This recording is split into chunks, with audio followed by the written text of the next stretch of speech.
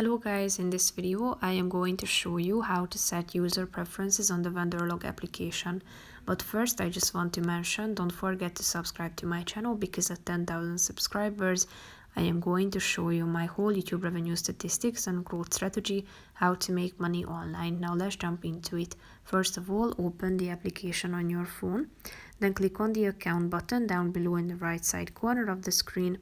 Then click on this more button in the upper right corner and click on settings, which is the first option down below.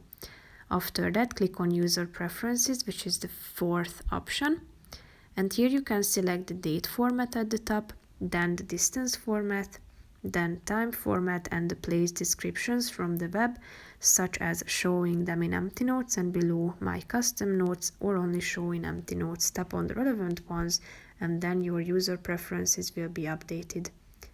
That's pretty much it for this video, guys. See you in the next one. Bye bye.